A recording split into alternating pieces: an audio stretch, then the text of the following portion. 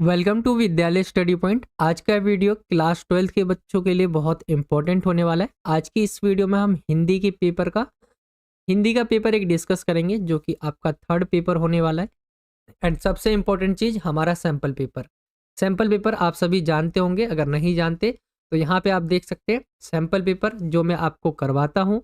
1, 2 और 3 पेपर तक हम आपको फ्री जो है प्रोवाइड करवा देते हैं वीडियो के थ्रू। लेकिन आप अगर इसे परचेज करना चाहते हैं तो टोटल 15 सैंपल पेपर आपको हर एक सब्जेक्ट के देखने को मिल जाएंगे। आप हमारा दिया हुआ व्हाट्सअप नंबर 9711702939 पे अगर आप व्हाट्सअप मैसेज करते हैं, वहाँ पे आपको पीडीएफ फॉर्म में सैंपल पेपर सेंड कर दिया जाएगा। जस्ट 149 के अंदर आपको एक सब्जेक्ट के 15 सैंपल पेपर देखने को मिल जाएंगे। ठीक है, जैसे हिंदी का आपका पेपर है तो हिंदी के आप 15 सैंपल पेपर परचेज कर सकते हैं। ऐसी पॉलिटिकल साइंस के, हिस्ट्री का खरीद सकते हैं आप, इसके भी 15 सैंपल पेपर है। और अगर आप इसे एक खरीदते एक सब्जेक्ट का तो 149 बहुत कम फीस में आपको ये मिल जाएगा। अगर आप कोई 3 एक साथ खरीदते तो और आपको डिस्काउंट देखने को मिल जाएगा। 399 में आपको 3 सब्जेक्ट के मिल जाएंगे, तो आप इसे परचेज कर सकते हैं। हमारा दिया हुआ व्हाट्सअप नंबर है, अपनी क्वेरी इस पे सेंड कर सकते हैं। चलिए हम पेपर की तरफ चलते हैं और डिस्कस करते हैं पेपर को। यहाँ से आपका पहला सेक्शन स्टार्ट हो जाता है, खंड आ। इसके अंदर जो भी क्वेश्चंस होंगे आप सभी के, ये पेपर नंबर आपका हम पेपर 3 डिस्कस कर रहे हैं। इससे पहले हमने पेपर 1 और 2 ऑलरेडी डिस्कस किया हुआ है। पहला सेक्शन जो होगा इसके अंदर अपठित बोध होगा, यानी इसके अंदर जो भी क्वेश्चंस होंगे ये आपका गद्यांश होगा एक, और एक आपका जो है काव्यांश वाला क्वेश्चन होगा। जो आपने नहीं देखे होंगे उससे रिलेटेड आपसे क्वेश्चन पूछे जाएंगे। जैसे कि आप यहाँ पे देख सकते हैं गद्यांश दिया हुआ है। निम्नलिखित गद्यांश को ध्यानपूर्वक पढ़कर सर्वाधिक उपयुक्त उत्तर वाले विकल्प आपको चुनकर लिखने हैं। आपको ये देखना है। अब मैं आपको एक बार गद्यांश दिखा देता हूँ। कुछ इस तरह से ये आपका पूरा गद्यांश है, यहाँ से स्टार्ट हो जाता है। इसी से रिलेटेड आपसे क्वेश्चंस पूछे जाएंगे। इसको आपको क्या करना है, पेपर के अंदर आपको इसे पढ़ना नहीं है, एक बार नजर मार सकते हो लेकिन एक एक लाइन मत पढ़ना, आप डायरेक्ट क्वेश्चन की तरफ आना, इससे आपका टाइम बचेगा। पहले क्वेश्चन की तरफ आएंगे एंड इसके अंदर कहा गया है कहानीकारों और निर्देशकों को पहचान किस से मिली है। जो कहानीकार है और निर्देशक है उनको पहचान किससे मिली है, कहानी से, कविता से, हिंदी से या फिल्मों से। तो यहाँ पे अगर आप जाएंगे इस गद्यांश के अंदर तो आपको इसका आंसर इसके अंदर मिल जाएगा। ठीक है, तो ढूंढ के आपको लिख लेना है। जैसे कि अगर हम देखें, सिनेमा जगत के अनेक नायक नायिकाओं, गीतकारों, कहानीकारों और निर्देशकों को हिंदी के माध्यम से पहचान मिली है। तो हिंदी जो भाषा है उससे मिली है। तो अगर हम देखें इसका राइट आंसर हमारा क्या निकल कर आ जाएगा, हिंदी से। ऐसे ही आपको आंसर करने होंगे, तो हिंदी से आपका ऑप्शन जो ग है ये आपका राइट आंसर हो जाएगा। चलिए दूसरे क्वेश्चन को देख लेते हैं। दूसरा क्वेश्चन है किन कलाकारों ने हिंदी की ओर रुख किया है। हिंदी भाषी, गैर हिंदी भाषी, विदेशी और देसी, ये आपके ऑप्शन दिए हुए। एक बार हम पैसेज के अंदर चलते जो आपका गद्यांश दिया हुआ है इसके अंदर, और देखते हैं इसका आंसर हमारा क्या होगा। यही कारण है कि गैर हिंदी भाषी कलाकार भी हिंदी की ओर आए हैं।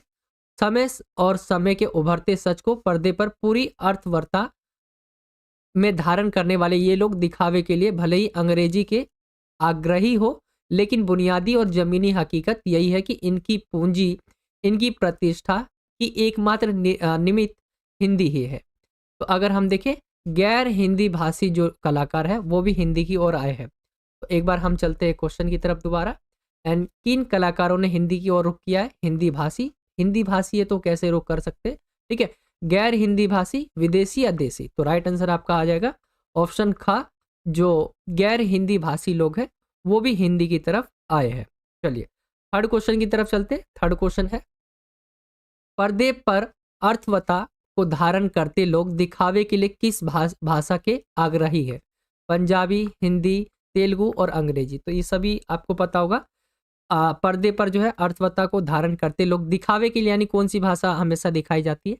अगर आप सभी सेलिब्रिटीज को भी देखोगे, मैं 100% को तो नहीं कह सकता लेकिन ज़्यादातर जो होते हैं वो दिखावे के लिए कौन सी भाषा का यूज़ करते हैं, अंग्रेजी का। तो राइट आंसर आपका ऑप्शन घ निकल कर आ जाएगा। तो ये शुरू के 3 क्वेश्चन होंगे जो आपके एमसीक्यू बेस्ड होंगे, इसका जो आपका गद्यांश दिया होगा इस पर। बाकी आगे के क्वेश्चंस होंगे आपको लिखने होंगे पूरे। तो चलिए एक बार हम चलते हैं क्वेश्चन नंबर 4 पे। ठीक है, ये सभी वर्णनात्मक क्वेश्चंस होंगे आपके। एमसीक्यू शुरू के 3 होंगे। हिंदी सिनेमा के कलाकारों की प्रतिष्ठा का मुख्य आधार क्या है। जो हिंदी सिनेमा के मुख्य कलाकार है, ठीक है, हिंदी सिनेमा के जो कलाकार है उनकी प्रतिष्ठा का मुख्य आधार क्या है? तो सिनेमा, हिंदी सिनेमा के कलाकारों की प्रतिष्ठा का मुख्य आधार क्या है? हिंदी भाषा है। ये सभी आपको आंसर्स इस पैसेज पैसेज जो आपका गद्यांश दिया हुआ है इसके अंदर मिल जाएगा। ठीक है, आप यहाँ पे जाके ढूंढ सकते हैं, आपको मिल जाएगा। और ये मैं आपको यहाँ पे देखिए, मैं पहले से ढूंढ के तो रखता नहीं हूँ कि आंसर कहाँ पे, इसीलिए मेरे को टाइम लग सकता है, लेकिन आप सभी को पता चल गया होगा। ये सभी के आंसर्स आपको इसके अंदर देखने को मिल जाएंगे, तो आप यहाँ से कर सकते हैं। और मैं आपको एक एक वर्ड, एक एक लाइन कराऊंगा। अपठित वाले तो कोई फायदा नहीं है, क्योंकि ये आपकी प्रैक्टिस के लिए होते हैं। सेम जैसा कि मैंने आपको बताया, अपठित वाला आपने कहीं नहीं देखा होगा, उससे रिलेटेड ये आपका सेक्शन रहता है।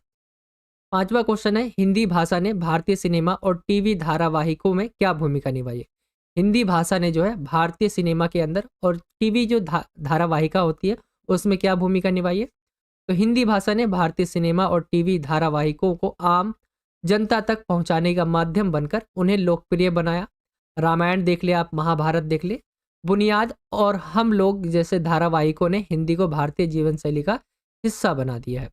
एंड छठा क्वेश्चन है इसका, छठे क्वेश्चन के अंदर है, गैर हिंदी क्षेत्रों के कलाकारों को हिंदी ने किस प्रकार पहचान दिलाई? तो गैर हिंदी क्षेत्रों के कलाकारों ने हिंदी गीतों, सुर और संगीत प्रतियोगिताओं के माध्यम से अपनी प्रतिभा को प्रदर्शित किया और राष्ट्रीय स्तर पर जो इन्होंने पहचान बनाई।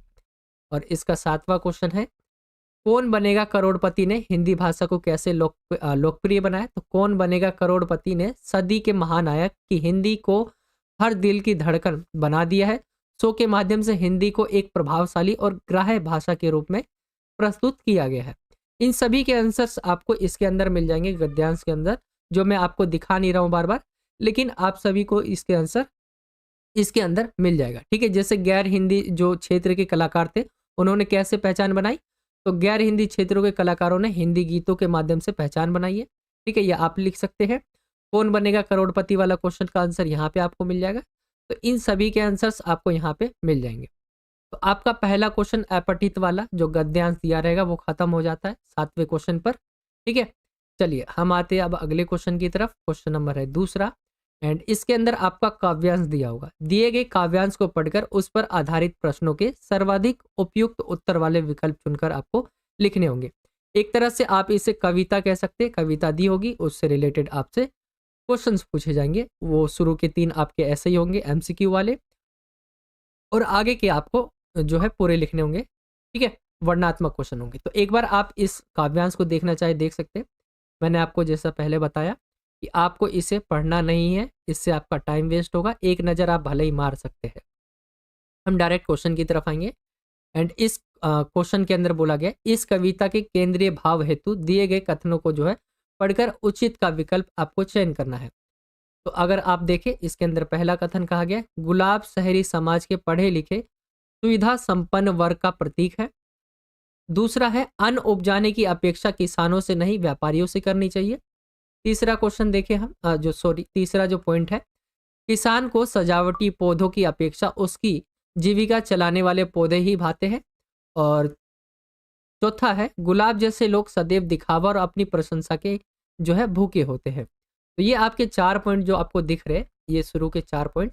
ठीक है, आपको इसके अंदर बताना है कि कौन सा जो कथन है वो सही है। विकल्प आपको दिए हुए जैसे क, ख, ग और घ, और इसका आंसर आपको पता चलेगा। इस जो आपका काव्यांश दिया हुआ है इसको आप पूरा एक बार समझेंगे। ठीक है, जैसे गुलाब का फूल है हमारा पढ़ा लिखा, मैंने उसे काफ़ी उलट पुलट कर देखा है, मुझे तो वह ऐसा ही दिखा। सबसे बड़ा सबूत उसके गुलाब होने का यह है कि वह गांव में जाकर बसने के लिए तैयार नहीं है। गांव में उसकी प्रदर्शनी कौन कराएगा? वहां वह अपनी शोभा की प्रशंसा किससे कराएगा? वह फूलने के बाद किसी फल में थोड़े ही बदल जाता है। मूर्ख किसान को फूलने के बाद फसल देने वाला ही तो भाता है। यानी किसान को क्या है कि जो फसल बोई है उससे उसका मुनाफा होगा, वही तो उसे चाहिए। और फूल जो है वो कोई किसान के लिए नहीं होता। ठीक है, एक तरह से अगर हम देखें तो गांव में इसलिए ठीक है, अलसी और सरसों के फल। बीच बीच में यह प्रस्ताव कि गुलाब गांव में चिकित्सा करे या पढ़ाए पेश करने में कोई हर्ज नहीं है, मगर साफ समझ लेना चाहिए कि गुलाब का यह फर्ज नहीं है कि गांव जाकर खिले, अलसी और सरसों वगैरह से मिले, ढक जाए वहां की धूल से और वक्त बेवक्त अपनी प्रदर्शनी न कराए, आमीन। गुलाब पर ऐसा वक्त कभी ना आए। तो ये चीज़ें हैं। एंड अगर हम देखें इस कविता के केंद्रीय भाव हेतु दिए गए कथनों को पढ़कर उचित विकल्प का आपको चयन करना। तो गुलाब शहरी समाज के पढ़े लिखे सुविधा संपन्न वर्ग का प्रतीक है। ठीक है, अगर हम देखें इस पॉइंट के अंदर कहा गया है। और आगे अगर हम देखें, दूसरा है अन्न उपजाने की अपेक्षा किसानों से नहीं व्यापारियों से करनी चाहिए। ये पॉइंट गलत हो जाएगा, हमें किसानों से ही उपेक्षा रहनी चाहिए। ठीक है, अन्न उपजाने की पहला पॉइंट तो सही हो जाएगा, क्योंकि गुलाब शहरी समाज के पढ़े लिखे सुविधा संपन्न वर्ग का प्रतीक है। ठीक है, एक तरह से यहाँ पे किसानों की बात की गई है और गुलाब के फूल की बात की है कि किस तरह वह शहर से गांव जाकर जो है नहीं फल फूल सकता है। चलिए दूसरे तीसरे पॉइंट पे आते, किसान को सजावटी पौधों की अपेक्षा उसकी जीविका चलाने वाले पौधे ही भाते हैं। तो ये भी सही है। और गुलाब जैसे लोग सदैव दिखावा और अपनी प्रशंसा के भूखे होते, तो ये भी सही हो जाएगा। तो अगर हम देखें एक आपका 3 और 4 ये पॉइंट सही है आपके। ऑप्शन कौन सा है इसके अंदर? पहला और दूसरा ये गलत हो जाएगा, दूसरा और तीसरा ये भी गलत हो जाएगा, पहला तीसरा और चौथा ये आपका पॉइंट सही होगा। ऑप्शन ग सही है आपका। ठीक है, तो इसका राइट आंसर कुछ इस तरह से हो जाएगा। कवि ने मूर्ख किसे कहा है? दूसरा जो आपका क्वेश्चन है इसके अंदर, गुलाब को, किसान को, सरसों को या पढ़े लिखे शहरी को। कवि ने किसे मूर्ख कहा यहाँ पे? तो यहाँ पे कहा गया है, इसका जो राइट आंसर हो जाएगा किसान को। ऑप्शन ख इसका राइट आंसर हो जाएगा। अभी मैंने आपके सामने पूरी कविता एक बार पढ़ के बता दी है। इसके अंदर आप देखेंगे यहाँ पे आपको जो है इसका आंसर मिल जाएगा। ठीक है, मूर्ख वाला जो है लाइन आया हुआ था इसके अंदर। अगर आप इसे देखते हैं, मैं एक बार आपको दिखाता हूँ इसके अंदर हमें कहाँ मिलता है। मूर्ख करके लिखा हुआ था, हमने अभी पढ़ा भी था। मूर्ख किसान को फूलने के बाद, देखिए ये इस तरह से। तो ये किसे कहा गया है? तो किसान को कहा गया है। तो राइट आंसर हमारा क्या आ जाएगा? किसान। ठीक है, चलिए आपका राइट आंसर ऑप्शन खा आ गया। तीसरे क्वेश्चन की तरफ बढ़ते हैं हम। तीसरा क्वेश्चन है, पढ़ा लिखा गुलाब कहाँ जाकर बसने को तैयार नहीं है? तो शहर में, कस्बे में, गांव में या महानगर में? तो क्या है, पढ़ा लिखा जो कहने का मतलब है शहर के लोगों को, तो वो गांव में जाकर बसने के लिए तैयार नहीं है। ऑप्शन जो ग है इसका राइट आंसर आपका ग आ जाएगा। चौथे क्वेश्चन पे आते हैं। मैंने आपको शुरू में बताया 3 क्वेश्चन आपके एमसीक्यू वाले होंगे, बाकी आपको वर्णनात्मक देने होंगे। गुलाब के फूल को गांव में क्यों नहीं बसने के लिए कहा गया है? गुलाब के फूल को गांव में क्या कारण है जिसकी वजह से नहीं कहा गया बसने के लिए? क्योंकि वहां की उसकी शोभा की प्रशंसा करने वाला कोई नहीं होगा, वह अपनी प्रदर्शनी नहीं कर पाएगा, इसलिए जो है गुलाब के फूल को कहा गया कि गांव में जाकर ना बसे। पांचवा है, गुलाब और गांव के अन्य फूलों जैसे अलसी, सरसों के बीच क्या अंतर है? तो गुलाब को अपनी शोभा और प्रदर्शनी की चिंता होती है, जबकि गांव में अलसी और सरसों जैसे फूलों का काम केवल फसल देना होता है और वे उसकी तुलना में अधिक व्यवहारिक होते हैं। तो ये अंतर है गुलाब के फूल में अलसी और सरसों के बीच। एंड छठे क्वेश्चन पे आए हम। छठा क्वेश्चन है, लेखक ने गुलाब के गांव में जाने के प्रस्ताव पर क्या टिप्पणी की है? लेखक ने गुलाब जो है गांव में जाकर जाता है तो उस पर क्या टिप्पणी की है? तो लेखक ने गुलाब के फूल गुलाब के गांव में जाकर चिकित्सा या पढ़ाई करने के प्रस्ताव को स्वीकार किया, लेकिन स्पष्ट किया कि गुलाब का यह फर्ज नहीं है कि वह गांव में जाकर वहां की धूल से ढक जाए और अपनी शोभा की प्रदर्शनी न कर पाए। तो ये कहा गया लेखक के द्वारा। तो ये आपका क्वेश्चन नंबर 2 पूरा कंप्लीट हो जाएगा। यहाँ पे आपका काव्यांश था और यहाँ पे आपके टोटल इस काव्यांश के अंदर 6 क्वेश्चन पूछे गए, जिसके अंदर शुरू के आपके 3 जो है वो एमसीक्यू थे, बाकी आपके वर्णनात्मक क्वेश्चन थे।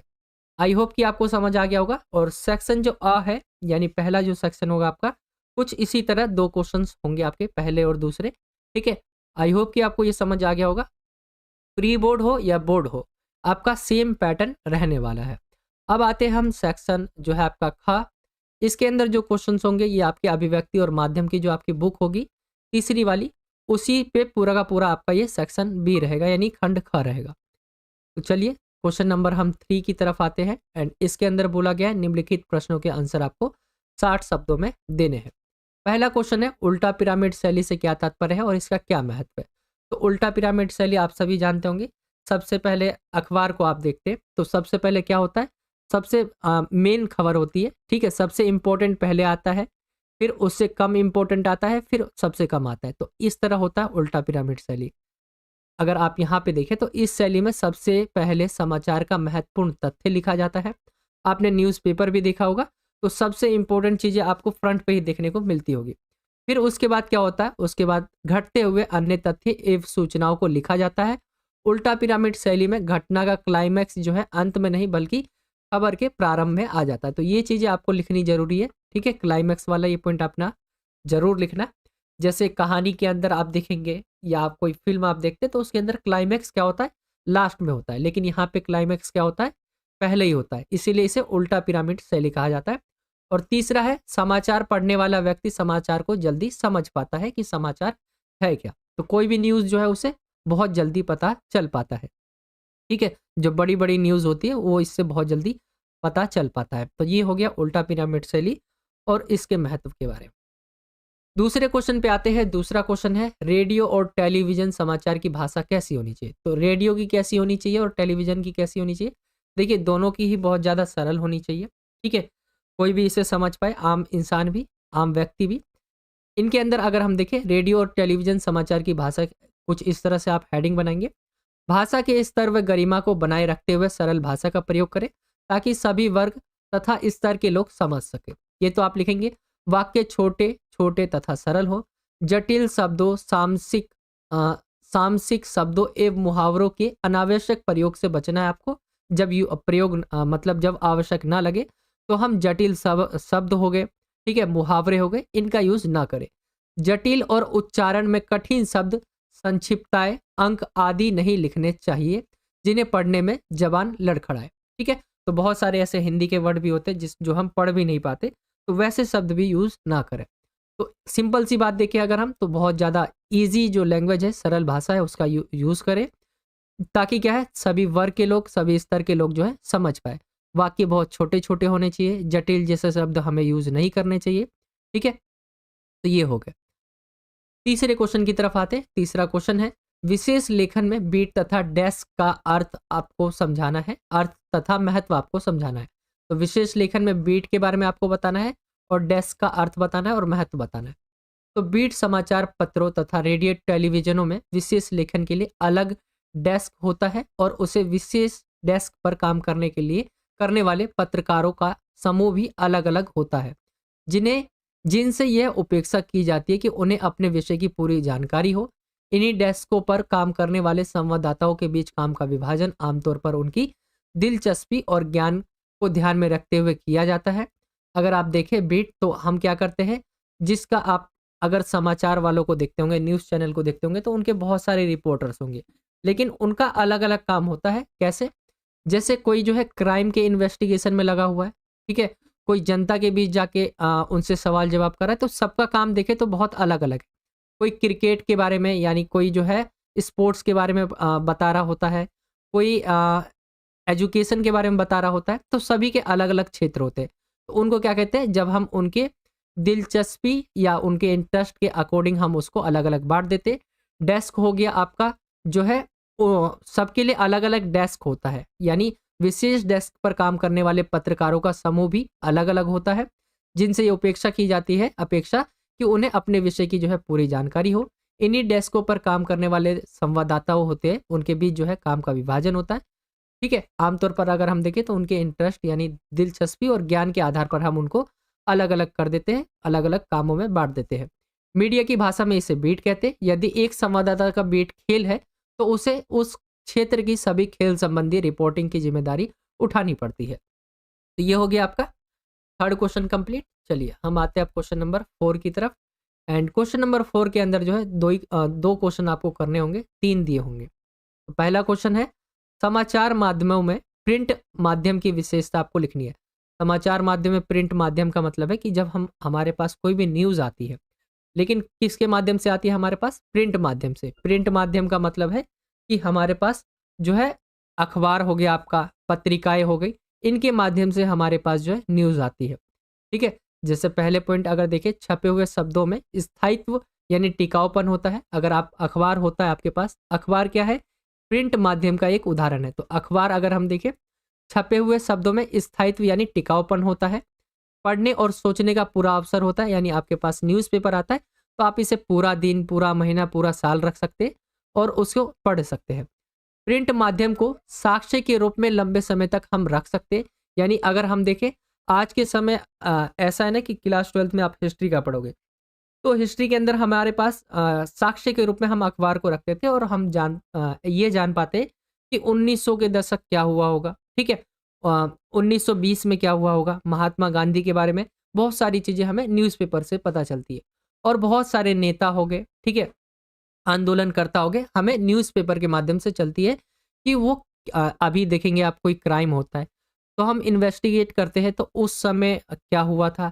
यानी अगर हम भारत की कोई भारत के बारे में कोई बात करता है, भारत के विकास के बारे में, तो वो लिखेगा कि भारत पहले कैसा था, तो हम अखबार के माध्यम से पता कर सकते हैं। आजकल तो बहुत सारी चीज़ें आ गई है, लेकिन अखबार एक साक्ष्य के रूप में भी हम रख सकते हैं।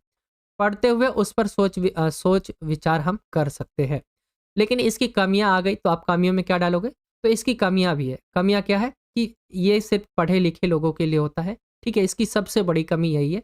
देखिए, आप पढ़े-लिखे होंगे यानी आपको पढ़नी आती होगी, तभी आप अखबार का यूज़ जान पाएँगे, आप समाचारों को पढ़कर समझ पाएँगे। तो ये सबसे बड़ा जो नेगेटिव पॉइंट है, वो है पढ़ा-लिखा होना।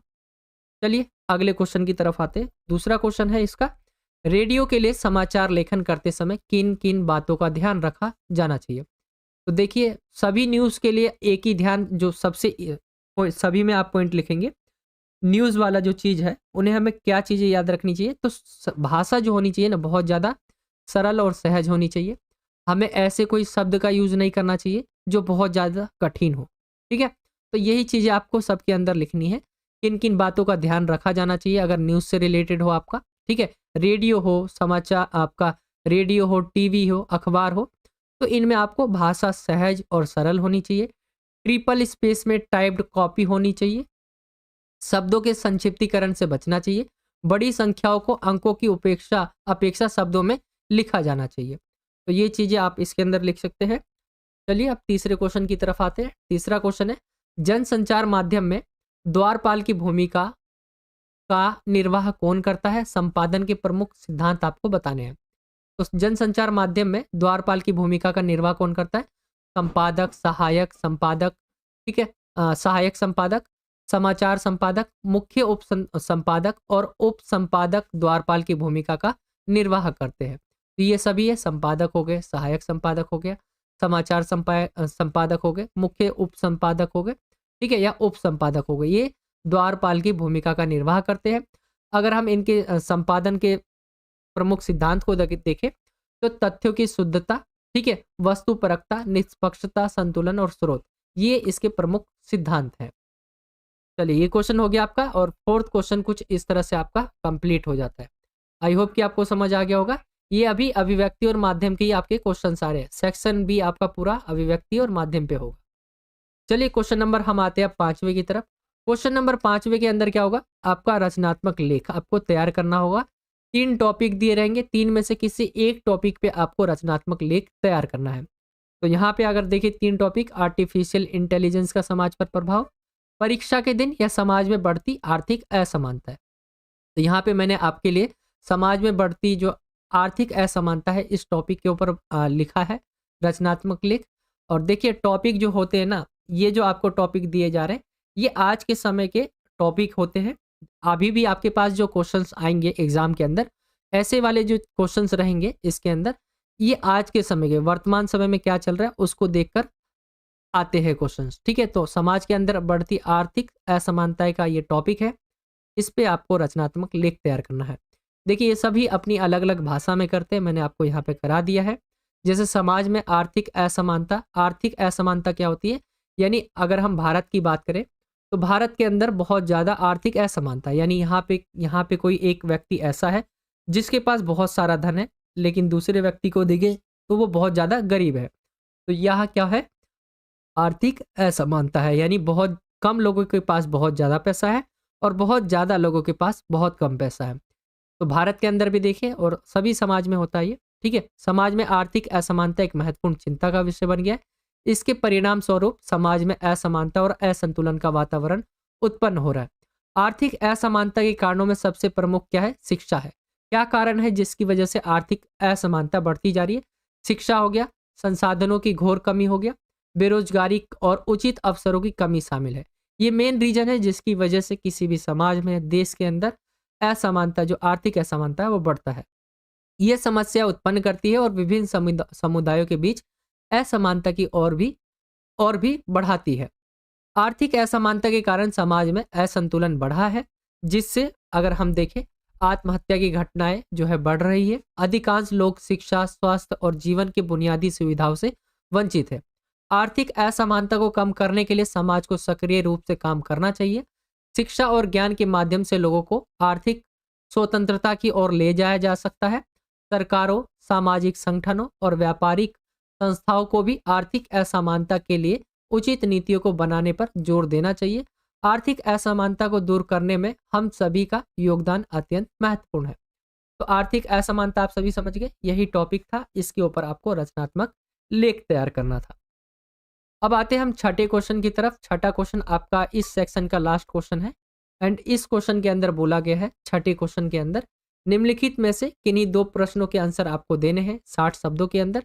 तो पहला है संपादकीय, ठीक है, एडिटोरियल की क्या भूमिका होती है आपको बताना है। इंग्लिश में भी लिख दिया यहाँ, ठीक है। तो संपादकीय की क्या भूमिका होती है उसका वर्णन करना है। तो संपादकीय को अखबार की आवाज माना जाता है, क्योंकि संपादकीय किसी व्यक्ति विशेष के विचार नहीं होते हैं, ठीक है। संपादकीय का दायित्व संपादक और उसके सहयोगियों पर होता है, इसलिए इसके नीचे किसी का काम नहीं होता। संपादकीय के जरिए अखबार किसी घटना या मुद्दे पर अपनी राय प्रकट करता है। तो यह है संपादकीयों की भूमिका। दूसरा है खोजी रिपोर्ट। खोजी रिपोर्ट क्या है आपको ये बताना है और इसका इस्तेमाल कब किया जाता है। तो खोजी रिपोर्ट क्या होता है, जब हम किसी भी चीज़ की जो कोई भी न्यूज़ हो तो हम उसकी गहराई के अंदर जाकर छानबीन करते हैं। जैसे अगर हम देखें खोजी रिपोर्ट में किसी विषय की जो है गहराई से छानबीन करके ऐसे तथ्यों और सूचनाओं को हम सामने लाते हैं जिन्हें पहले दबाने या छुपाने का प्रयास किया गया हो या किसी के सामने ही ना आया हो। इस रिपोर्ट का इस्तेमाल प्राय सार्वजनिक महत्व के मामलों में भ्रष्टाचार, अनियमितताओं और गड़बड़ियों को उजागर करने के लिए किया जाता है। खोजी रिपोर्ट क्या है, सिंपल सा ऐसे समझ लीजिए, किसी भी विषय के ऊपर हम गहराई से छानबीन करते हैं और ऐसी तथ्य हम बाहर निकालते हैं, ऐसी तथ्य हो गए, सूचनाएं हो गए जो किसी के पास नहीं है या उसे छुपाने की कोशिश की जा रही थी। तो खोजी रिपोर्ट ये हो जाएगा आपका। एंड तीसरा है विशेष लेखन में बीट तथा डेस्क का अर्थ आपको महत्व बताना है। तो ये क्वेश्चन दोबारा आ गया है। ये बीट समाचार पत्र जो मैंने आपको बताया, जिसके अंदर इंटरेस्ट के अकॉर्डिंग जो है हम काम को बांट देते हैं। जैसे कि खेल के अंदर कोई रिपोर्टर अलग हो गया, ठीक है, एजुकेशन के देखने वाले अलग हो गया, ठीक है। तो इस तरह से हम उसके इंटरेस्ट के अकॉर्डिंग हम उसको उसके ज्ञान के अकॉर्डिंग जो है बांट देते हैं कामों को, ठीक है। तो मैंने आपको पहले ही बता दिया, ये क्वेश्चन दोबारा रिपीट हो गया। तो कुछ इस तरह से आपका क्वेश्चन नंबर 6 तक कंप्लीट हो जाता है। ये खंड जो ग है इसके अंदर जो भी आपके क्वेश्चंस पूछे जाएंगे ये सभी आपके अंतरा और अंतराल जो किताब है उसी आधार पर होंगे। तो क्वेश्चन नंबर 7 यहाँ से स्टार्ट हो जाता है। चलिए इसको स्टार्ट करते हैं इस क्वेश्चंस को। ये है आपका पूछा गया, निम्नलिखित काव्यांश को ध्यानपूर्वक पढ़कर उस पर आधारित दिए गए प्रश्नों के सर्वाधिक उपयुक्त उत्तर वाले विकल्प का चयन कीजिए। ये क्वेश्चन से आपका एक काव्यांश दिया होगा और काव्यांश के आधार पर जो है आपसे क्वेश्चंस पूछे जाएंगे। इसके अंदर टोटल जो है 5 MCQ क्वेश्चंस होंगे, उसका आपको आंसर देना है। और हाँ, ये आपकी जो है बुक से ही है, अंतरा जो आपकी किताब है उससे ये पूछे गए हैं, ठीक है। तो आइए देखते हैं हम इसको। एक बार आप इसे पढ़ना चाहे पढ़ सकते हैं, वरना तो आप पहले डायरेक्ट क्वेश्चन की तरफ जाए तो आपके लिए और अच्छा होगा, इससे आपका टाइम भी बचेगा।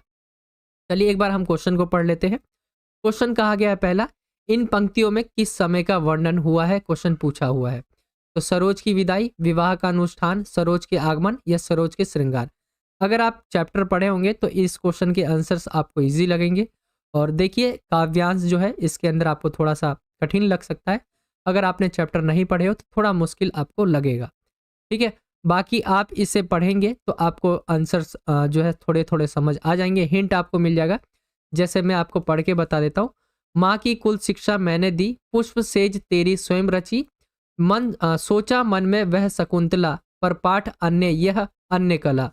कुछ दिन रह ग्रह तू फिर समोद, बैठी नानी की स्नेह गोद, मामा मामी का जो है रहा प्यार, भरा जल्द धरा को, यहाँ पे देखिए, भर जलद धरा को ज्यों अपार, वे ही सुख सुख दुख में रहे नयस्त, तेरे हित सदा समस्त व्यस्त, वह लता वहीं की जहाँ कली तू खिली, स्नेह से हिली, पली अंत भी उसी गोद में शरण ली, मूंदे द्रगवर महामरण। तो ये आपकी कुछ लाइनें हैं काव्यांश की, अगर आप देखें।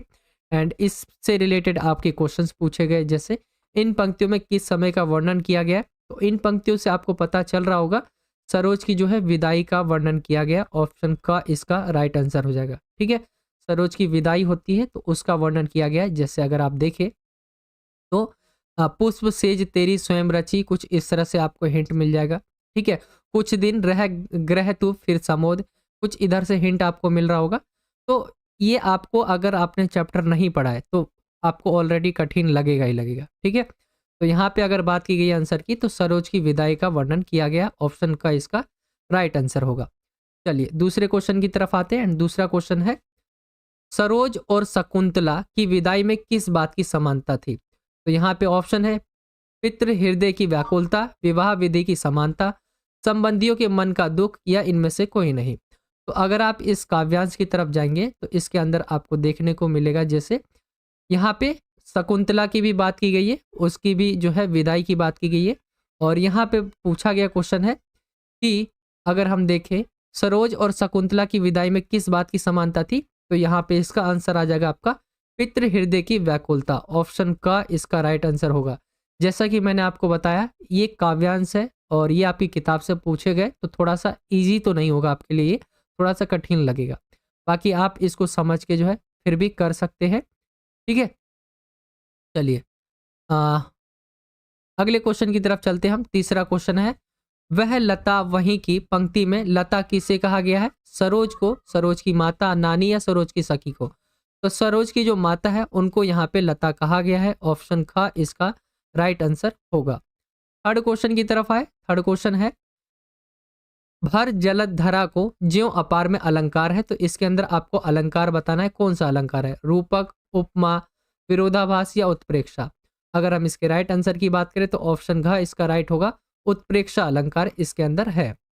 पांचवें क्वेश्चन की तरफ आए तो पांचवा क्वेश्चन है, मामा मामी के साथ सरोज का कैसा संबंध व्यक्त हुआ। तो आपने पढ़ा भी ऊपर जो काव्यांश था, अतिक, स्नेह लगा, विरक्ति, तटस्था, औपचारिक। तो अगर हम देखें इसका आंसर अति स्नेह व लगाव वाला, ऑप्शन का इसका राइट आंसर होगा।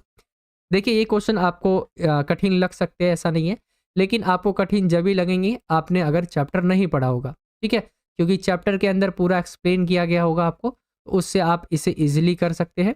बाकी जो बच्चे जिनको नहीं आता है तो आप यहाँ से हिंट ले सकते हैं, जैसे मामा मामी का रहा प्यार, यहाँ से आप जान सकते हैं इसका आंसर क्या होगा।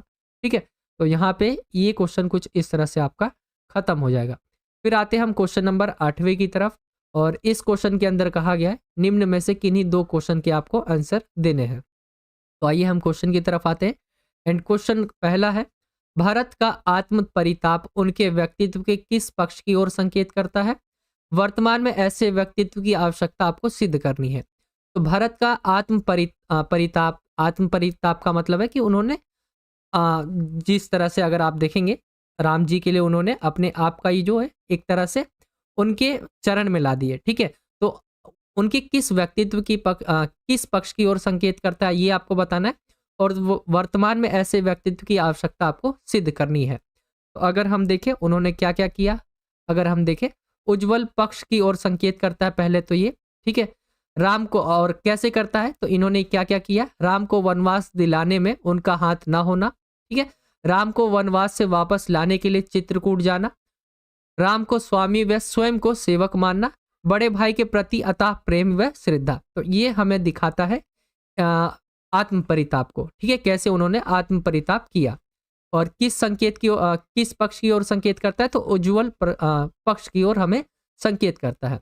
वर्तमान समय में ऐसे व्यक्तित्व की आपको आवश्यकता सिद्ध करनी है। तो देखिए आज के इंसान की बात करें तो आज का इंसान जो है वो क्या है, वर्तमान युग क्या है, भौतिकतावादी युग है।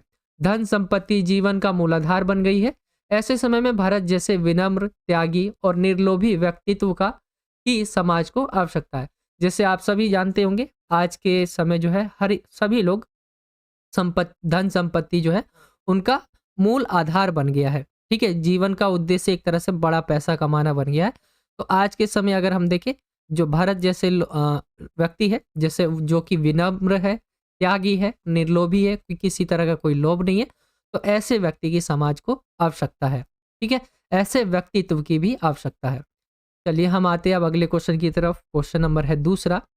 इस क्वेश्चन के अंदर कहा गया है, कार्नेलिया के गीत कविता में वर्णित भारत के प्राकृतिक सौंदर्य को अपने शब्दों में लिखना है। कार्नेलिया का गीत आप सभी ने इसको पढ़ा होगा, इस कविता को। इसके अंदर जो भारत के प्राकृतिक सौंदर्य है उसको अपने शब्दों में आपको लिखना है। जैसे अगर हम देखें, इस चैप्टर में यूज किया गया है लालिमा युक्त प्यारा सूर्योदय के बारे में, चारों ओर हरियाली के रूप में, नीले आसमान में उड़ते पक्षी, नीला समुद्र और उसकी लहरें, ये यूज की गई है। आपको इसी को बताना है। ठीक है, तो ये चीजें हैं प्राकृतिक सौंदर्य में, ये चीजें आ जाएगी। जैसे अगर हम देखें, लालिमा युक्त प्यारा सूर्योदय होता है, चारों तरफ हरियाली हरियाली दिखती है, नीले आसमान में उड़ते पक्षी और नीला समुद्र और उसकी लहरें दिखाई पड़ती है। तो ये चीजें आप यहाँ पे लिख सकते हैं। एंड तीसरा जो क्वेश्चन है इसका, वो बोला गया है, क्षण के महत्व को उजागर करते हुए एक बूंद कविता का मूल भाव आपको बताना है। क्षण के महत्व, क्षण मतलब होता है एक पल, ठीक है, के महत्व को उजागर करते हुए एक बूंद जो कविता है उसका मूल भाव आपको बताना है। तो संध्या के समय समुद्र में एक बूंद का उछलना और फिर उसी में विलीन हो जाना क्षण के महत्व को प्रतिपादित करता है। बूंद एक क्षण में ही सूरज की लाल रोशनी में रंगकर चमक उठी थी। इसी प्रकार विराट की निराकार सत्ता के समक्ष मानव के लघु जीवन में मधुर मिलन के प्रकाश से प्रदीप्त जो क्षण आते हैं, वही इसे नश्वरता के बोध से मुक्त करके आत्मबोध से भर देते हैं। तो यहाँ पे एक बूंद का एग्जाम्पल लेके बताया गया है कि किस तरह से जब अगर आप देखेंगे समुद्र में क्या होता है, एक बूंद जो है जब उछलती है, ठीक है, लहर उछलती है तो बूंद भी उछलती है।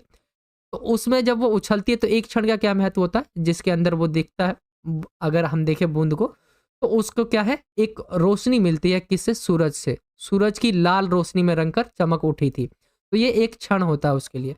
उसी तरह से एक्सप्लेन किया गया है। इसी प्रकार विराट की निराकार सत्ता के समक्ष मानव के लघु जीवन में मधुर मिलन का के प्रकाश से प्रदीप्त जो क्षण आते हैं, वही इसे नश्वरता के बोझ से मुक्त करके आत्मबोध से जो है भर देते हैं। ठीक है, एंड ये क्वेश्चन हो जाएगा आपका थर्ड। इस तरह से आपका 8वां क्वेश्चन कंप्लीट हो जाता है। चलिए हम आते हैं अब 9वें क्वेश्चन की तरफ।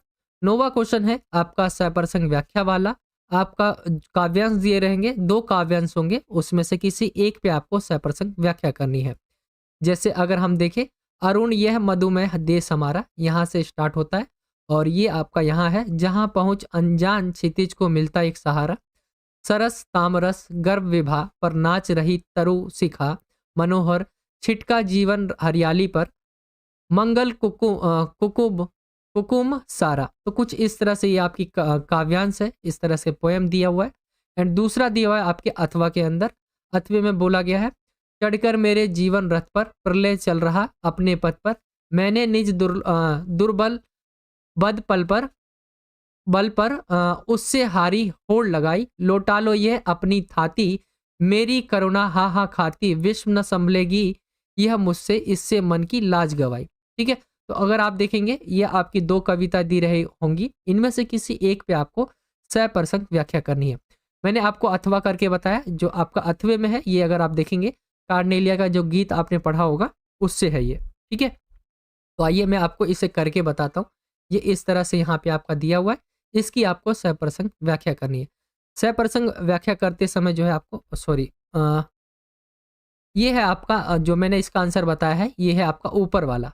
ठीक है, ऊपर वाला बताया कार्नेलिया का गीत, ये वाला है आपका। ठीक है, एंड अगर हम देखें, ये वाला जो है आपका देवसेना का गीत से है। ठीक है, तो ये देवसेना का गीत से है, ऊपर वाला कार्नेलिया के गीत से है। तो मैंने आपको ऊपर वाला करके बताया, जिसके अंदर जो है आपको शुरू की कुछ शब्द जो है लिखने होते, फिर लास्ट के आपको लिख देने होते, यहाँ से फिर आपको आंसर स्टार्ट करना होता है। ठीक है, आंसर यहाँ से आपको स्टार्ट करना है। पहले संदर्भ बताना है, फिर कविता बतानी है, जैसे कविता कौन सी है, संदर्भ के अंदर आपको बताना है कि कवि कौन है इसके। ठीक है, तो कवि कौन है, जयशंकर प्रसाद जी है। कविता कौन सी है, कार्नेलिया का गीत। प्रसंग के अंदर आपको बताना होता है उन लाइनों के मतलब, व्याख्या करने से पहले एक प्रसंग देना होता है कि इनकी मीनिंग क्या है। तो यह सिकंदर के सेनापति सेल्यूकस की पुत्री कार्नेलिया सिंधु नदी के किनारे यूनानी शिविर के पास बैठी भारत की गौरव गाथा और प्राकृतिक सौंदर्य का बखान कर रही है। ठीक है, तो ये कुछ इस तरह से आपका प्रसंग हो जाएगा। फिर आपको एक्सप्लेन करना है डिटेल में, व्याख्या जिसे कहेंगे हम। यहाँ पे देखेंगे, कार्नेलिया भारत के भौगोलिक और सांस्कृतिक सौंदर्य पर मुग्ध होते हुए इसे अपना देश मानती है। वह भारत की भूमि की प्रशंसा करते हुए कहती है कि भारत भूमि वह भूमि है जहाँ सर्वप्रथम ज्ञान और सभ्यता का सूर्य उदित हुआ।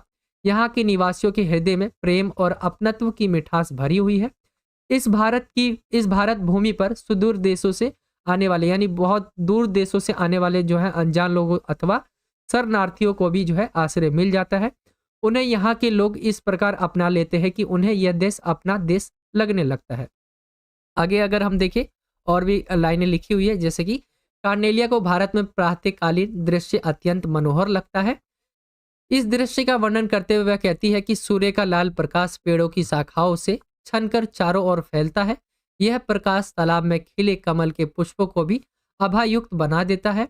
उस समय ऐसा लगता है कि मानो पेड़ की शाखाएं प्रसन्न होकर नाच रही है। प्रातःकाल में हरी भरी धरती जब सूर्य की लाल किरणें बिखरती है तो ऐसा लगता है कि किसी ने सजीव जगत के ऊपर मंगलकारी सिंदूर बिखेर दिया है, अर्थात सबके मन में एक कल्याणकारी भावना का उदय हो जाता है।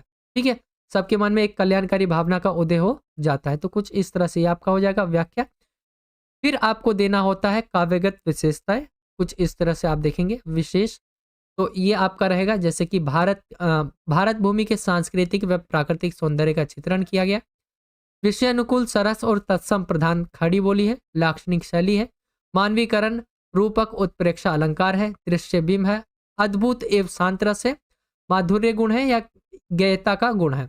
आप इस सब में बहुत कंफ्यूज हो सकते हैं काव्यगत विशेषता में, तो आपको याद रखना, आपको भाषा लिख देनी है, भाषा कौन सी है, आपको अलंकार लिख देने की अलंकार कौन कौन से है। ठीक है, और आप लिख सकते हैं जैसे कि ये देखिए यहाँ से आपको मिल जाएगा एक पॉइंट आपके आंसर से ही। ठीक है, व्याख्या में ही आपको एक पॉइंट मिल जाएगा। तो 2-4 पॉइंट ही आपको ऐसे लिखने होते हैं, इसमें आपको कन्फ्यूजन हो सकती है। ठीक है, तो आपको भाषा अलंकार, ठीक है, तो ये चीज़ें आपको लिख देनी है। बाकी ये आपका हो जाएगा कुछ इस तरह से ये क्वेश्चन कंप्लीट। क्वेश्चन नंबर जो 9वां था ये इस तरह से था। आई होप कि आपको समझ आ गया होगा। ऐसा ही आपका जो है क्वेश्चन पेपर में भी आएगा, सेम क्वेश्चन नहीं आएगा, मतलब ऐसे ही पैटर्न पे आएगा। यहाँ पे आपका 9वें क्वेश्चन पे सप्रसंग व्याख्या ही होगा। सेम भी आ सकता है, ऐसा कह नहीं सकते कि आएगा ही नहीं, आ भी सकता है। क्वेश्चन नंबर 10वें की तरफ आते, ये भी आपका जो है अंतरा बुक से ही है, लेकिन अभी तक आपने 7 से लेकर 9 तक जो भी क्वेश्चन देखे वो आपकी काव्यांश वाले थे। काव्यांश वाले का मतलब है आपके जो कविता वाला पार्ट रहता है ना अंतरा बुक का, वो वाला था। अब आएगा आपका स्टोरी वाला। तो यहाँ पे आप देख सकते हैं ये आपका गद्यांश, इसमें आपने 7वें क्वेश्चन की तरह गद्यांश आपका काव्यांश था, इसके अंदर काव्यांश है। इससे रिलेटेड 5 MCQ क्वेश्चंस पूछे जाएंगे। तो ये आप पढ़ना चाहे पढ़ सकते हैं, मैं आपको डायरेक्ट क्वेश्चन पे कहूँगा जाने के लिए, इससे आपका टाइम बचेगा। चलिए पहले क्वेश्चन की तरफ आते हैं। बड़े भैया के मरने के बाद क्या हुआ, क्वेश्चन के अंदर पूछा गया। तो भाइयों में जो है लड़ाई झगड़े हुए, रैयतों ने जो है जमीन पर दावे करके दखल किया, तीनों भाई जो है शहर में जा बसे, उपयुक्त सभी बातें। ठीक है, तो अगर हम देखें इसके अंदर आपको आंसर मिल जाएंगे सभी के। जैसे यहाँ पे पहले लाइन में ही बताया हुआ है, बड़े भैया के मरने के बाद जैसे ही सब खेल खत्म हो गया, तीनों भाइयों ने आपस में लड़ाई झगड़ा शुरू किया, रैयतों ने जमीन पर दावे करके दखल किया, फिर तीनों जो भाई है गांव छोड़कर शहर जा बसे। ठीक है, तो अगर हम देखें ये तीनों ही पॉइंट यहाँ पे है, तो यानी उपयुक्त सभी बातें, जो सारी बातें ऊपर की है वो सभी बातें सही है, यानी ऑप्शन जो घ है वो इसका राइट आंसर होगा। एंड आते हम दूसरे क्वेश्चन की तरफ। दूसरा क्वेश्चन है, बड़ी बहुरिया के साथ क्या व्यवहार किया गया। यहाँ पे क्वेश्चन पूछा गया जो बड़ी बहुरिया है उनके साथ कैसा व्यवहार किया गया। तो उसके शरीर से जेवर खींच छीन कर जो है बांटा गया, चीर हरण की लीला हुई, ग है आपका उसकी बनारसी साड़ी के 3 टुकड़े किए गए, इसमें भी कहा गया उपयुक्त सभी।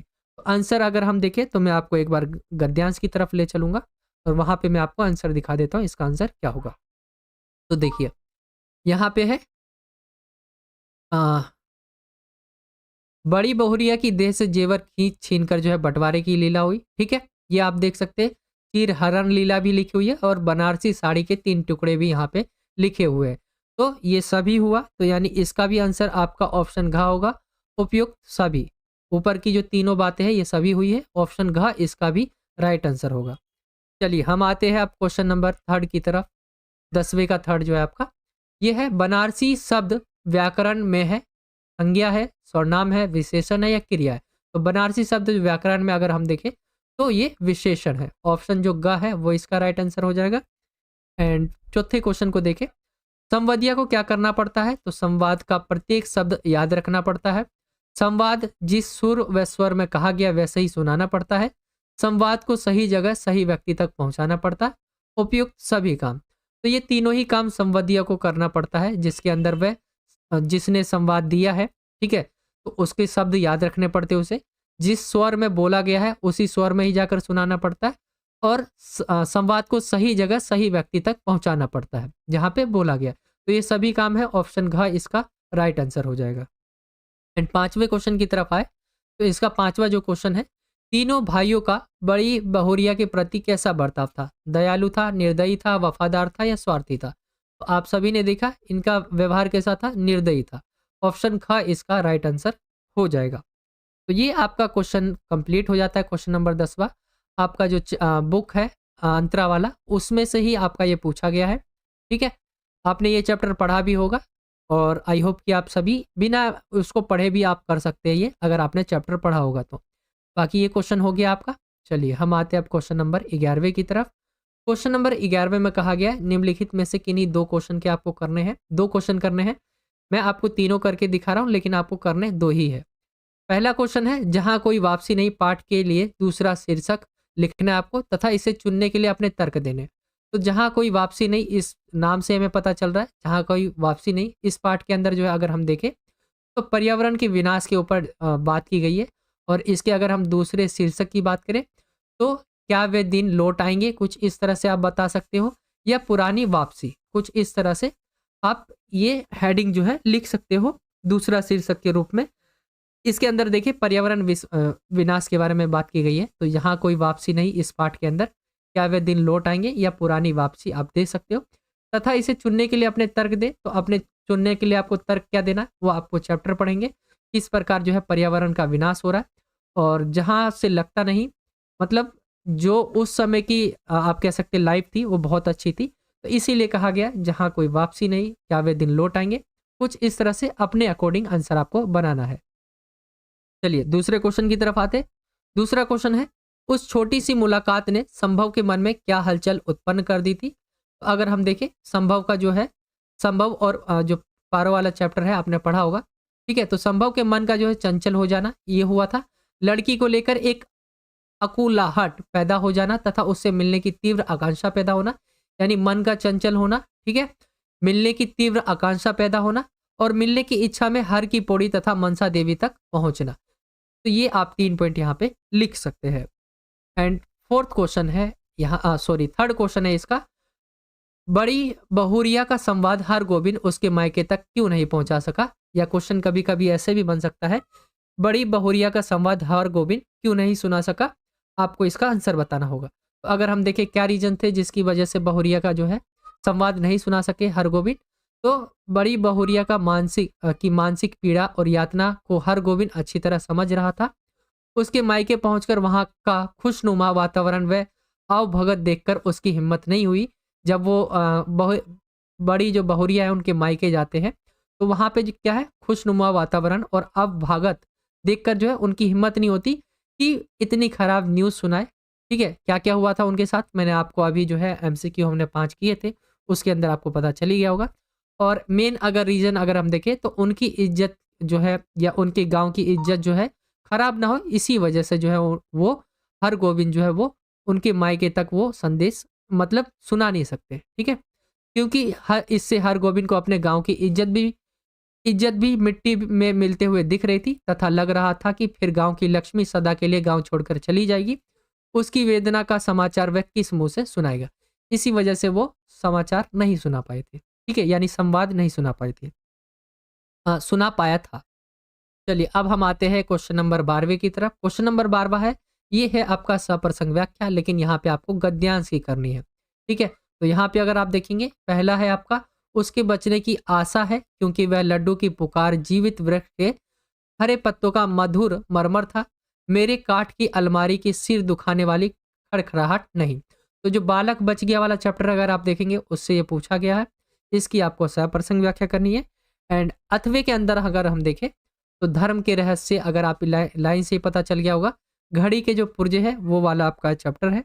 एंड इसके अंदर से आपको इन दोनों में से किसी एक की आपको सप्रसंग व्याख्या करनी है। तो मैंने आपको नीचे वाला धर्म के रहस्य वाला करके बताया है, ठीक है, घड़ी के पुर्जे इस चैप्टर का नाम है, तो इसका मैंने आपको नीचे करके बताया है। तो शुरू में आपको जैसा कि बताया, शुरू के कुछ शब्द आपको लिख देना है और लास्ट के कुछ शब्द आपको यहाँ पे डॉट डॉट डॉट करके लिख देना है। संदर्भ के अंदर जो है आपको पाठ का नाम, लेखक कौन है ये बताना होता है। तो पाठ देखिए हम, घड़ी के पुर्जे, ठीक है, लेखक कौन है, पंडित चंद्रधर शर्मा कुलेरी जी, ये इनके लेखक हैं।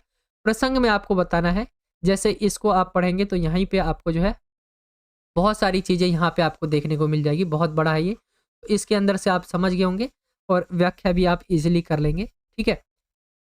एंड प्रसंग के अंदर क्या कहा गया है आप यहाँ पे देख सकते हैं। लेखक का मत है कि धर्म मुट्ठी भर धर्माचार्यों तक ही सीमित ना रहे, अपितु आम लोग भी उसका रहस्य समझ सके, जिससे समाज का समग्र विकास हो सके, ठीक है। ये लेखक का मत है, यहाँ पे आप याद रखें। व्याख्या आपको करनी है, तो व्याख्या के अंदर बताना है कि धर्माचार्यों का क्या कहना है कि जैसे कि प्रत्येक व्यक्ति को धर्म के रहस्य को जानने की इच्छा नहीं करनी चाहिए। ये लोग घड़ी का दृष्टांत देकर अपने मत का समर्थन लोगों से तालियां पिटवाकर करते हैं। घड़ी का काम है समय बताना, यदि तुम्हें घड़ी देखना नहीं आता है तो किसी ऐसे व्यक्ति की मदद ले जो जिसे घड़ी का पूर्ण ज्ञान हो। घड़ी को आप धर्म समझ के जो है यहाँ पे रखें, ठीक है। तो यहाँ पे इस तरह से एग्जाम्पल लेके बताया गया, घड़ी को आप धर्म लेकर चलेंगे तो इससे आप इजिली समझ पाएंगे। इसी तरह धर्म के बारे में भी धर्माचार्य से पूछकर काम चलाओ। तात्पर्य यह है कि धर्माचार्य नहीं चाहते कि आम व्यक्ति भी धर्म के बारे में गहराई में जाए। आम व्यक्ति को धर्म का रहस्य जानने की अधिकारी नहीं है। आम व्यक्ति जो है धर्म का जो रहस्य वो जानने का अधिकारी नहीं है, अपितु धर्म का रहस्य तो वेद शास्त्र की ज्ञाता धर्माचार्य ही समझ सकते हैं। घड़ी के पुर्जे अर्थात धर्म के रहस्य की बातों से आम आदमी का वास्ता नहीं है। तो ये धर्म का घड़ी के पुर्जे से आपका कुछ इस तरह से ये व्याख्या है, ठीक है। तो ये आपका सप्रसंग व्याख्या होगा। जितनी भी बातें लिखी गई है इसके अंदर अगर हम रियल लाइफ में देखें तो ये चीज़ें आज के समय बिल्कुल नहीं होती है। आज के समय जो है सभी जो है अगर बिल्कुल भी नहीं कह सकते, लेकिन 99.9% अगर मैं कहूँ तो ये सभी चाहते कि आप अपने धर्म के बारे में जानो, ठीक है। इसके अंदर कहा गया है कि धर्माचार्य जो है वो नहीं चाहते कि आम व्यक्ति जाने, लेकिन आज के समय वो चाहते कि आम व्यक्ति भी जाने, ठीक है। बहुत समय पहले की बात है। चलिए विशेष अगर हम देखें, विशेष क्या है इसके अंदर, तो भाषा के बारे में आपको जैसे लिख देना है, भाषा विषय अनुकूल खड़ी बोली, शब्द भंडार, सत्सम, तद्भव उर्दू शब्दों का प्रयोग, शब्द शक्ति, लक्षणा व्यंजना शब्द शक्ति, शैली विचारात्मक। मैंने आपको बताया भाषा के बारे में आपको लिख देना है, भाषा कैसी है। अलंकार आप लिख सकते हैं यहाँ पे, उस भाषा में आप यहाँ पे शब्दों के बारे में आप लिख सकते हैं, तत्सम, तद्भव, उर्दू शब्दों का प्रयोग, ठीक है। 2-4 आपको लिख देने हैं और ये क्वेश्चन आपका कंप्लीट हो जाएगा। चलिए हम आते हैं आप 13वें क्वेश्चन की तरफ, जो कि आपका लास्ट क्वेश्चन है 13वां। एंड इसके अंदर आपका जो ये वाले जो 13वां क्वेश्चन होगा ये आपका जो अंतराल वाली बुक है, ठीक है, याद रखना अंतराल वाली बुक, इससे ये क्वेश्चन पूछे जाएंगे। इसका पहला क्वेश्चन है, लेखक ने किन आधारों पर अपनी माँ की तुलना बतख से की है। तो अगर हम देखें, लेखक ने बतख माँ और मानव शिशु माँ की तुलना करते हुए कई पक्ष सामने रखे हैं। लेखक को दोनों में कई समानताएं दिखती है। और ऐसे भी क्वेश्चन बन सकता है कि आप किस आधार पे कह सकते हैं कि जो लेखक है या बतख की माँ है, वैसे ही हमारा अपनी माँ भी यानी शिशु माँ भी जो है अपने बच्चों को संभालती है या उसका ख्याल करती है। कुछ अलग तरह से भी क्वेश्चन बन सकता है, मैंने आपको ईजिली यहाँ पे बताया हुआ है। तो देखिए अगर हम किन आधारों पर करिए तुलना, तो खतरों से बचाना, जिस तरह जो है बतख जो है अपने पंखों को फैलाकर अंडों को जो है दुनिया की नज़रों से बचाकर रखती है, उसी प्रकार मानव माँ भी जो है अपने बच्चों की ढाल बनकर उन्हें दुनिया के खतरों से बचाती है। दूसरा पॉइंट देखते हैं, सतर्कता और कोमलता से देखरेख। ये दूसरा पॉइंट है, सतर्कता और कोमलता से देखरेख। जैसे बतख माँ अपनी पैनी चोंच से सतर्कता बरतते हुए कोमलता से अंडों को अपने पंखों के अंदर छुपाती है, उसी प्रकार मानव माँ भी बच्चों को डांटते मारते समय ध्यान रखती है कि शिशु को नुकसान ना पहुंचे। एंड तीसरा पॉइंट है आने वाले खतरे को भांपना।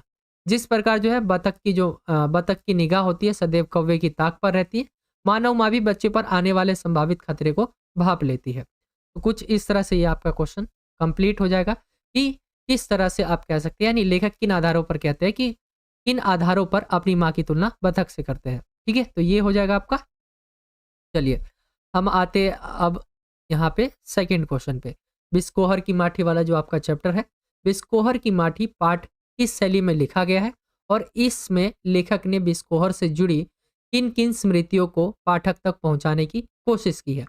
तो बिस्कोहर की जो माठी है पाठ आत्मकथात्मक शैली में लिखा गया है। इस पाठ में लेखक ने अपने जीवन में माँ, गांव और आसपास के प्राकृतिक परिवेश का वर्णन करते हुए ग्रामीण जीवन शैली, लोक कथाओं, लोक मान्यताओं का वर्णन किया है। पूरी कथा के केंद्र में बिस्कोहर यानी जो लेखक का गांव है और एक पात्र विश्वनाथ जो कि खुद है वो, उनको रखा है केंद्र में। ठीक है, तो ये कुछ इस तरह से हो जाएगा। एंड थर्ड क्वेश्चन की तरफ आए हम, तो थर्ड क्वेश्चन आप यहां से देख सकते हैं। यहाँ पे क्वेश्चन जो बोला गया है, अगर आप इसे पढ़े, ठीक है, आपने ये चैप्टर पढ़ा होगा अपना मालवा खाओ उजाड़ू सभ्यता वाला जो चैप्टर है, इसके अंदर जो क्वेश्चन यहाँ से स्टार्ट होता है मेन, लेखक को क्यों लगता है कि हम जिसे विकास की औद्योगिक सभ्यता कहते हैं वह उजाड़ की सभ्यता है। ठीक है, अब सभ्यता है, आप क्या मानते हैं, कथन के आलोक में अपने विचार व्यक्त कीजिए। तो अपने विचार यहाँ पे डालने आपको, आप डाल सकते हैं। लेकिन अगर हम देखें इनके अकॉर्डिंग, लेखक मालवा का उदाहरण देते हुए औद्योगिक विकास को उजाड़ की, यानी आप देखते होंगे विकास को क्या किया गया, उद्योग मिला, मतलब औद्योगिक विकास को ही विकास बता गया है। ठीक है, आजकल अगर जिस देश के अंदर उद्योग नहीं चल रहे तो वो देश के क्या है, विकसित नहीं है, विकासशील नहीं है, उससे भी नीचे है वो। ठीक है, अल्पविकसित। तो अगर हम देखें तो औद्योगिक विकास को क्या है, विकास की तरह जोड़ दिया है।